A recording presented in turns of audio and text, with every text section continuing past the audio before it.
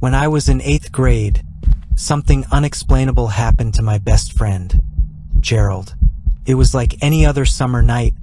He came over to spend the night at my house. Outside, mosquitoes hummed, rain softly fell, and frogs croaked. The scent of rain was something I always loved, so I kept the window open. My room was upstairs, far from my parents, which meant we could be loud. Around 11 p.m., my older brother, Sam, agreed to take us to Taco Bell. "Dude, seriously? You're just getting water?" I asked. "Come on, man. You know I'm not allowed to drink soda," Jerald replied, looking uneasy. "Your parents aren't here. It's fine," Sam said, placing his hand on Jerald's shoulder and gesturing to the Dr. Pepper on the soda machine. Jerald shook his head, refusing. I wish I could go back and make him choose a soda instead. I don't know if it would have made a difference, but I can't stop thinking about it. That was the last time I went to Taco Bell. I haven't been able to bring myself to go back, nor have I kept anything related to that night. After eating, Sam drove us home, and we hung out for a while before he said he was tired and went to his room to call his girlfriend. Naturally, Jerald and I went upstairs to play some Call of Duty Zombies. The dim light of my old TV flickered as we fought through waves of zombies. After failing to get past round 10 5 times in a row, we turned off the TV and crawled under our covers. We stayed up late talking about the girls in our class, mostly about who had the nicest features. Jerald shook his almost empty ice water cup as he spoke. "You can toss that if you're done. It's kind of gross to leave it out all night," I said. "It's fine," he replied, setting the cup on the nightstand. "Whatever. My mom always tells me to throw out cups like that," I said. He nodded, but looking back, I wish I had insisted more. If only I had made him throw it away. Not long after, we both fell asleep in the middle of our conversation. At 4 a.m., I woke to disturbing sounds. A wheezing, mixed with snoring. The sound sent chills down my spine. Even now, thinking about it brings tears to my eyes. "What's wrong?" I called out, still groggy, rushing over to Jerald's sleeping bag.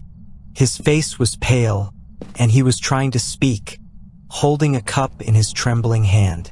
His veins were bulging, running blue across his face. With great effort, he spoke. "There's something in the cup," he said, drenched in sweat. I woke up thirsty, grabbed the cup to drink, and, oh God! It swam into my throat. It had legs. It's moving in my stomach. I was in disbelief. How could something alive get into his cup? The lid was still on. It remains a mystery. At first, I thought it was a cockroach, but now I wish it were that simple. Something told me Jerald was serious. He had never looked so terrified. What? How? I couldn't process it. I stared in horror as I saw his stomach moving beneath the covers. Before I could act, he jumped out of the sleeping bag and rushed to the window. It was open, but that didn't matter. He smashed through the glass. The sound of him hitting the driveway still haunts me. His body disappeared. By the time I got to the window, he was gone. The police searched for weeks, but found nothing. I'll never know if that thing caused him to jump, or if he couldn't stand whatever was moving inside him.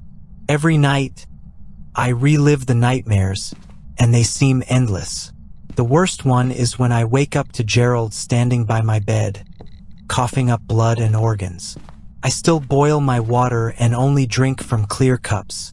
I don't know if it helps, but I won't take any chances. For months later, they found his remains. A group of kids geocaching in the woods discovered his bones, stacked in a huge pile. The rest of him was gone. They were traumatized. My nightmares haven't stopped, especially the one where I see Jerald vomiting his bones one by one. Today, I took my dog, Bella, for our usual walk. I like the quiet of the woods. Pine cones scattered across the forest floor. Everything was normal until I smelled it. A terrible stench that filled the air. My eyes watered, and I started gagging. The sound that followed was even worse. It was that wheezing noise. I froze.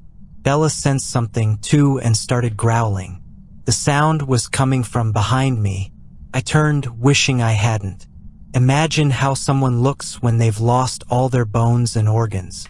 It's a grotesque sight. A rotting, empty shell of flesh crawling toward me, gasping for breath.